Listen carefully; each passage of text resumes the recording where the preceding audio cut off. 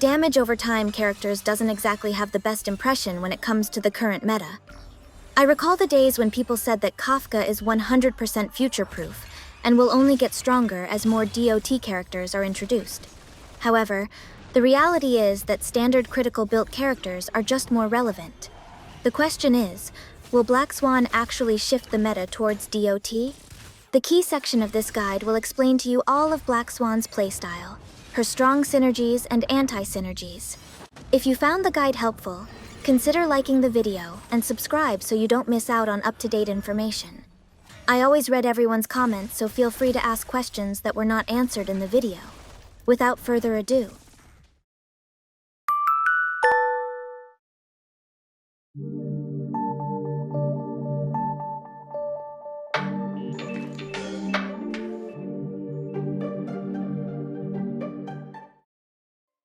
a memo keeper of the Garden of Recollection, an indolent and mysterious soothsayer. Remembrance of men are hers to heed, threads of fate are hers to tug. Black Swan is a 5-star wind element character that specializes in applying debuffs to enemies in 2 ways, applying a strong wind damage over time and a 3-target defense reduction. She follows the Nihility path.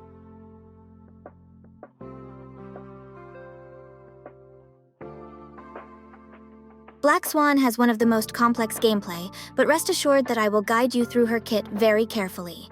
But if you find it still very confusing, feel free to jump to the spoon-feed version. The core of Black Swan's kit is her unique debuff called Arcana. Arcana is considered a wind shear debuff, meaning it will inflict wind damage on the enemy's turn. With level 10 talent, a single stack of Arcana would deal 240% of Black Swan's attack as wind damage. Arcana's damage increases as it stacks, and Black Swan could apply more stacks through her basic attack, skill, and talent. If we factor in Black Swan's A2 trace, both her basic attack and skill could apply the same amount of extra Arcana stacks. The only differences would be the first Arcana stack it instantly provides, where the basic attack has a noticeably lower base chance, while the skill can target 3 enemies and is able to apply a defense reduction. After the first Arcana stack is added, both attacks can apply more Arcana stacks depending on the other DOTs that are currently applied to the target. Basically, you get 1 extra Arcana stack per wind shear, bleed, burn, or shock. So hypothetically, if you have all the DOTs that were mentioned, you can potentially get a maximum of 5 extra stacks. As for her talent, it would increase the stack by 1 when an enemy triggers a DOT effect.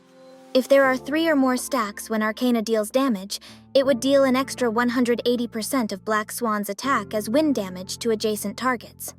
This specific passive from Black Swan's talent gives her strong AoE damaging capabilities. If there are 7 or more stacks when Arcana deals damage, an additional effect will happen where the DOTs triggered will ignore 20% of the target and adjacent target's defense. Last but not the least, her talent has a passive effect where the more Arcana stacks an enemy has, the higher damage it would deal. It specifically states that each Arcana stacks increases the damage multiplier by 12%. This damage increase is not the same as damage percent boost. The 12% is straight up added to the 240% damage multiplier. For example, if there are 10 Arcana stacks, the damage multiplier becomes 360% of Black Swan's attack as wind damage. This effect can be stacked up to 50 times. Finally, let's look at her ultimate. At level 10, it would deal 120% of Black Swan's attack as wind damage to all enemies. Additionally, it applies a unique effect called Epiphany. Epiphany is a 2-turn debuff that makes the debuffed target take 25% more damage on their turn, prevent Arcana stacks from resetting, and would make Black Swan consider the Arcana debuff as 4 types of DOT, which is wind shear, bleed, burn, and shock. The damage increase talent would be considered a vulnerability debuff for her DOTs. While the Arcana debuff is technically converted into 4 types of DOT, it doesn't mean that Arcana would start dealing bleed, burn, and shock damage as well. It would still be limited to its wind shear damage. However, the purpose of this conversion is to help Black Swan apply more Arcana stacks through her basic attacks and skill. As mentioned earlier, both will apply more stacks if more DOT types are currently applied on the target. Okay, even though I said I tried my best to explain her kit coherently, that is still a lot to digest. So here's a TLDR. Black Swan's damage comes from her unique debuff called Arcana. You apply more stacks of Arcana through her basic attacks, skill, and talent. The more Arcana stacks there are, the more damage you do, and it could even help improve Black Swan's AoE damaging capabilities. The defense reduction coming from her skill not only supports her but the team as well. Going beyond a certain amount of stacks is not easy. However, her ultimate can provide a unique debuff called Epiphany that prevents Arcana stacks from resetting, and at the same time allows stacking Arcana faster.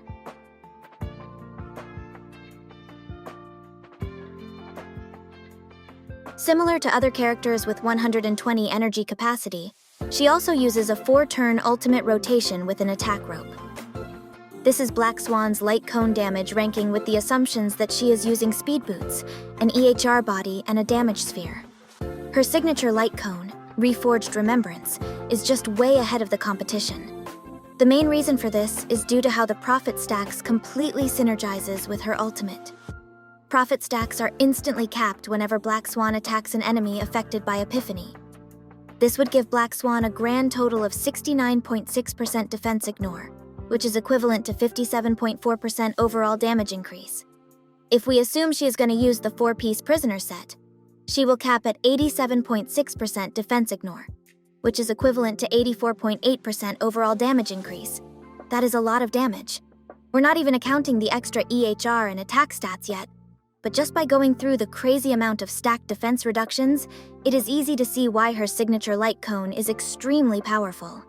Next is Goodnight and Sleep Well, a rank 5. Goodnight and Sleep Well has always been a very strong option for Nihility characters that want to deal damage.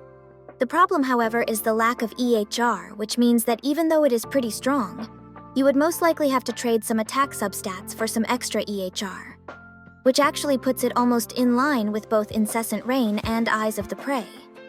The reason why these light cones can be strong is due to the fact that they provide a good chunk of EHR stats, so Black Swan could focus more on attack substats. Then there's our best free-to-play option, Fermata. I am not gonna lie, but being 30% behind her signature light cone means using this LC wouldn't do so well, so it might be better to use Resolution Shines instead, so Black Swan could also support the other DOT character teamed up with her.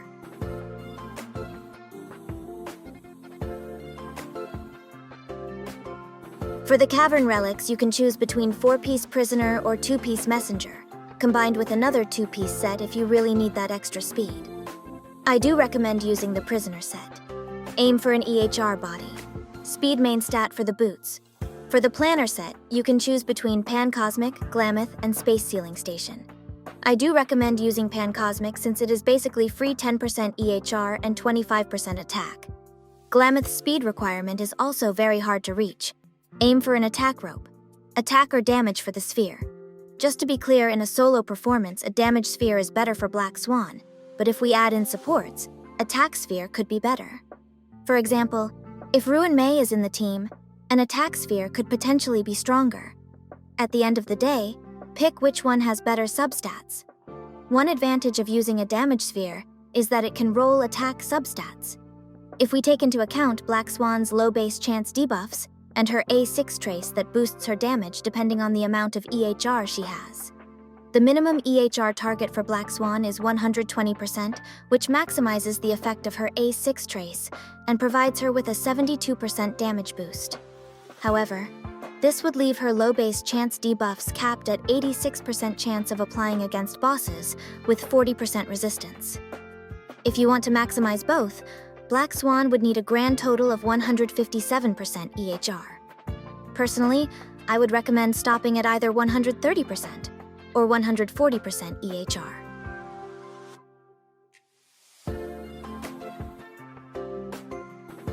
Her first Eidolon reduces the enemy's elemental resistance that corresponds with DOT's element that is currently applied to them. So for example, Black Swan's Arcana would actively reduce the target's wind damage resistance by 25%. As mentioned earlier, Arcana is technically converted into the 4 DOT elements by Epiphany, which means that whenever Black Swan uses her ultimate, this E1 reduces the enemy's wind, physical, fire, and lightning damage resistance. Overall, damage increase from E0 to E1 is 25%. Her second Eidolon instantly applies 6 Arcana stacks to adjacent enemies when a target affected by Arcana is killed. very straightforward, it makes stacking Arcana faster, but at the same time, a very underwhelming Eidolon against a single target that doesn't spawn additional enemies. Overall damage increase from E0 to E2 is 37% or higher. Her fourth Eidolon reduces the enemy's debuff resistance by 10%, while Epiphany is active and generates 8 energy once. The 10% resistance reduction lowers the max EHR requirement of Black Swan from 157% to 120%, which means you could even go as far as to swap her EHR body relic with an attack relic. Overall, damage increase from E0 to E2 is 51% or higher. Her final Eidolon allows herself to inflict 1 to 2 stacks of Arcana on a target that an ally attacks. It is extremely hard to quantify how much you can get from this Eidolon. Overall damage increase from E0 to E6 is 66% or significantly higher.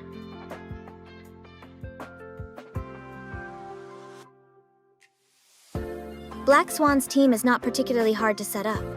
In most cases, it would consist of another DOT character, a team-wide buffer, and a sustain. If you're feeling sweaty, you could also go for a double buffer setup. Let's start with what I personally think is the best team setup for Black Swan that includes a sustain character in it. That'll be Black Swan herself, Kafka, Ruin Mei, and Huohuo.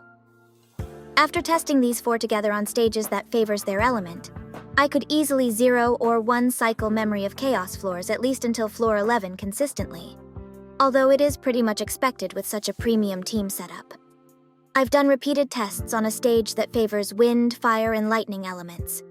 Between tests, I replace Kafka with either Sampo or Guneifen.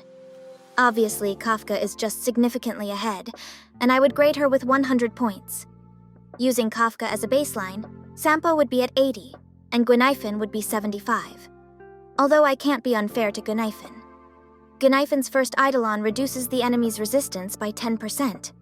This means if your Black Swan is not E4, you can drastically reduce her max EHR requirement down to 120%.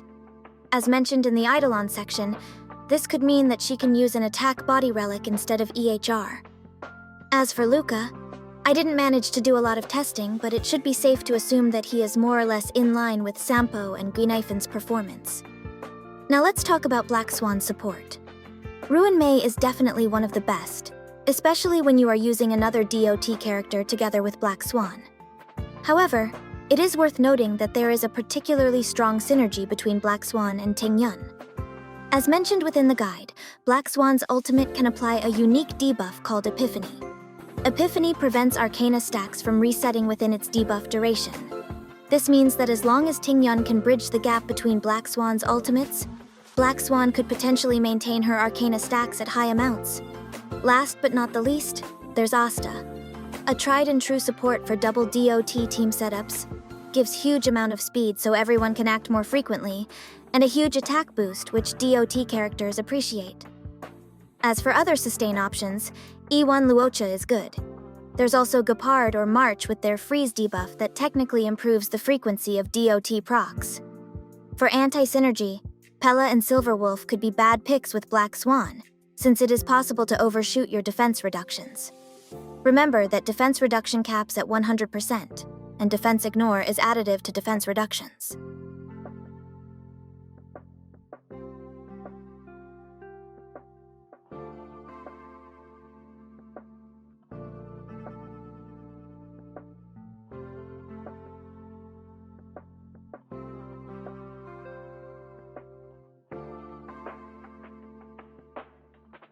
Overall, Black Swan is a strong damage dealer. Very strong in fact, but is unfortunately held back by her backloaded damage. Her ability to transition between a damage dealer or as a sub-damage dealer with supportive capabilities makes her a very flexible character. Should you try to pull or build Black Swan if you get the chance? It depends. If you have a strongly built Blade or Sampo, you might want to save up your resources and go for another limited character instead. Black Swan could definitely be treated as an upgrade, but overlapping damage dealers of the same element is a bit wasteful, even if they could work together. Looking at Black Swan from another angle, we can treat her similarly to Topaz. Topaz herself is capable of dealing great amounts of damage while still offering some support through her strong vulnerability debuff. Black Swan is the same. She has very high damage, and could offer support through her skill's defense reduction. This alone gives her a lot of value, and makes her worth pulling for. And that's it for this video. I hope you guys enjoyed it, and I will see you on the next one.